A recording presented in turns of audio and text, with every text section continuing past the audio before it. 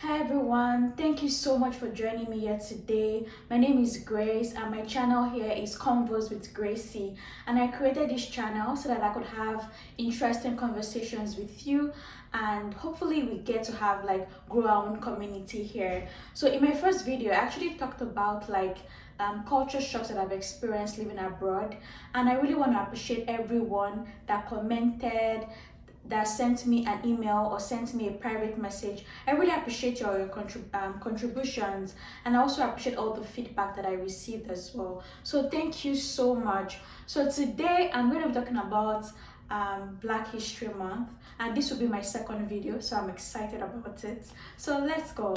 So every month in February in the US, it's called the Black History Month, and other countries such as Canada and other countries have adopted the Friday as a Black History Month as well.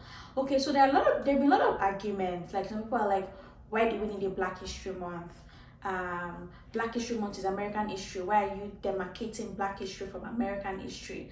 And some people are like, okay, so of all the months in the year, February is the shortest, and then you have to choose February. So whether there have been arguments for and against, I think it's still a great idea that we select a month to actually celebrate, Black history. And when they say Black history, it doesn't necessarily mean that we have to talk about race. Racism, yes, racism is part of Black history, slavery, but then there are also other great achievements that have been done by Black people that also need to be celebrated. So I wanted to make today like a story time.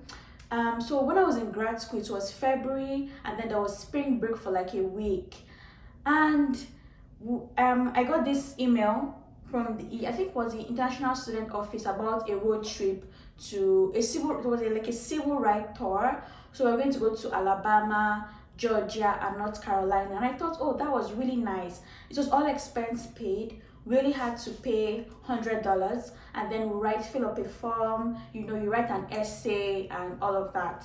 It was quite interesting, and I wrote a very strong essay, like I was applying for an MBA, and I was happy that I was selected. And we went. It was a 7 week, yeah, no, I said 7 weeks, sorry. It was a 7 day trip. It was really interesting, and it was one of those experiences that I've had that is going to stay with me for a very long time. And on the trip that we went, we had a professor of African American studies. Most of us were Black. They were mostly undergrads, actually, mostly undergrad, and we had few masters like myself and a few other PhD students. So first place that we went to was Martin Luther King. Some civil rights tour in Atlanta was our first stop, and then we visited the Ebenezer Baptist Church, where Martin Luther King was the pastor of the church, who visited like his birth home, everything about all the Martin Luther King movement in Atlanta. We visited it, and one thing that struck me was after every session we had like a debrief with like the professor, and then people were saying like their experiences about oh, when I was a child somebody said this to me, or a white teacher said this to me, and then some people were breaking down in tears. And I was just at the corner, like I was always very quiet throughout all the sessions, and I was like, it's one thing for you to read about racism or racial divides in the US. It's one thing for you to watch it on the TV, but it just hits different when you have people right in your presence, crying and seeing all kinds of things about all that they've experienced, and how racism has affected them in one way or the other. And I felt really touched. Like, I don't know, I tried to hold myself back from crying. And we went to Alabama as well, and went to Birmingham. So Birmingham, we walked, I don't know if you remember the movie Selma. On the bridge there was this civil rights walk that was done, so we walked on that bridge. We visited the museum, the Rosa Parks Museum. Was it Rosa Parks? Yeah, Rosa Parks Museum. I know there was a particular, I'm not sure if it was Rosa Parks, but when we were there, it was like a slave museum. So they actually treated us like slaves, like trying to like simulate the slavery experience. And then we bent down like slaves. They gave us history about everything, KKK. I think that's what it really kicked up an interest for me to read more about Black history and everything that Black history entails. And it's just been a very interesting journey for me. We also stopped at Tuskegee Airmen, where the first African American pilots were trained. We went there, and there's also a university. I'm not sure if it is Tuskegee University or University of Tuskegee. We also went there as well. So it was a very brilliant experience. And when after that experience, I actually used to think, I was like, I know that fine from my home country, Nigeria. I'm Nigerian, by the way. When I was at that age, like at the age of 5 or 3, 4, all we're thinking about was how we're going to play with our friends or play with our neighbors. And yes, my country has its own challenges, but I never would have thought at that age that somebody's already making like snide remarks to you, like remarks that are going to really hurt you and stay with you for like a very long time.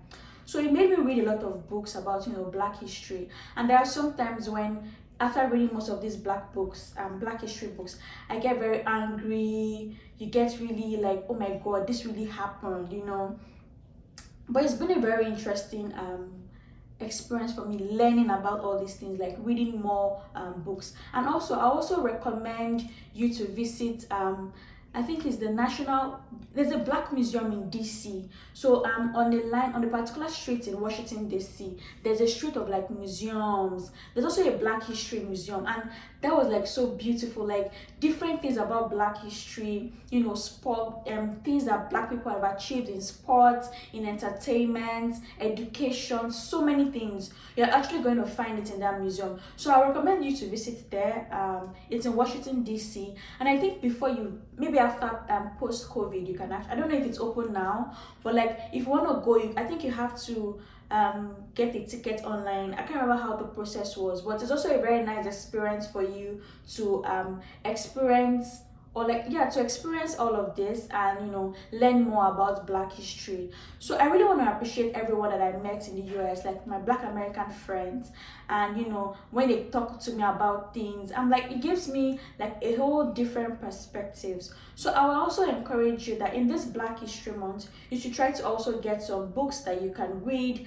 I think I read Black Boy by, is it Richard Brown? Black Boy. I know I read Black Boy, Richard Brown. I'm not sure if that was the name of the author. So it's a very, like, that one actually puts you in the shoes of what does it mean for a Black boy to grow up in the southern part of the US, where where the racial divide was very rife. And another book I want to recommend is this one, Homegoing by Gyasi. This is like, if I'm going to count the first 5 or first 10 of my favorite books, Homegoing is surely going to be among. I really love this book. I actually read it, a copy from the library, but I had to buy my own personal copy as well, because I'm still going to read this book again. Where I love this book was it talks about 2 sisters, and then more of the trajectory of what it means for somebody to be, to be born in slavery, sold into slavery, and how it affects the trajectory of your life and your descendants. So there's so much about this book that I think maybe, I don't know if I may actually do a video just to talk about Homegoing by Gyasi. But like, this is a very good book. I really recommend it for you. And one thing I really like about this book was, when people talk about slavery, most time they talk about like just the slave traders. But I don't think, yeah, they were also part of it, but we also need to talk about the African chiefs, the African traditional rulers that did the legwork, by getting their own people and selling them into slavery for petty things like a bottle of gin, a gun, an umbrella, and that was why I really like this book, because it actually talked more on those slave traders as well, because most times people really focus more on the white slave traders, but also need to talk about the African traditional rulers that out of their own greed also sold their own people into slavery. So I'll recommend Homegoing by Gyasi any day, anytime.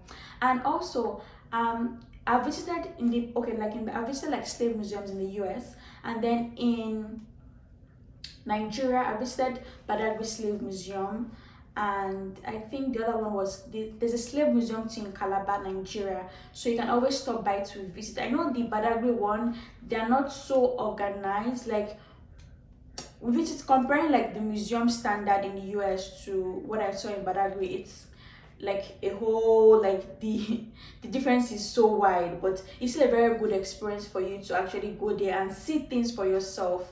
And I think there's another slave museum in Benin Republic, I've not visited that one, but I'll recommend the one in Calabar because the one in Calabar is more, it's more organized. So to all my African American friends, I want to say that I really appreciate you because your forefathers walked the walk for us to be here today, for us to be able to even visit the US, attend schools in the US, apply for scholarships there as well. So I really want to appreciate all the Black Americans, all my brothers and my sisters in that community, and I also want to really appreciate them because I don't know, like sometimes when I speak to like few of them that I knew personally, there was always this anger that they had, like they were angry about the system. Yeah, they had many reasons to. They were angry about how the system is already, how you were born into the system that is already working, that was designed to work against you. And then when you read up, there was a book I read, it was an investigative journalist went undercover, to one of these private prisons, and then the guy did like an expose or an American prison. And when you read all those things, how people get into prison for, you see someone that was sentenced to prison for 30 years, and what the person do? The person was robbed. I said the person was robbed, sorry. Maybe the person robbed a grocery store, maybe took like 2 cigarettes. And you just be like, but a white person could actually do this and get away with it. But like, I just want to say that it's beyond, Black History Month is beyond all the racism. It's also about celebrating the great achievement that Black people have done. So that's why when we see Serena Williams, we see Michelle Obama, Barack Obama, we're always so excited to see them. So I want to say, whether you are for or against the Black History Month, if you can even get a book, about Black history, and then you can also share it, give it to someone as a gift this month. It's something that we could also do to learn more about the Black History Month. So read a book, you can watch a movie, you can watch a documentary, and just try to like educate yourself, about the African American community and how they have evolved over the years. And one thing I want us to also do is we need to be able to read knowledge to like cast out your ignorance. Let me put it that way. Because sometimes you see how Hollywood has kind of foiled these stereotypes about Black Americans, like, oh, when you see Black Americans in dreads and tattoos, you're like, oh, this is a criminal already. It's just the way the media has already worked against the Hollywood, has worked against the African American community. And I feel like sometimes when there's like maybe a protest like George Floyd, people are like, oh, why they're overreacting. I'm like, are you kidding me? So like, when you need to read more to really understand why some people are still really agitated about how the system works against them. And just read and let me know what you think. What do you think about Black History Month in the comment section? Do you think it's something that should be celebrated? Do you think it's something that should not be celebrated? Let me know in the comment section. And thank you so much for watching. I hope to be back with another video, and make sure you read Homegoing by Gyasi because she's my favorite. Like, I really love her. It's like she's one author I like to be to meet one day. Thank you so much for watching once again, and have a wonderful week ahead. Thank you.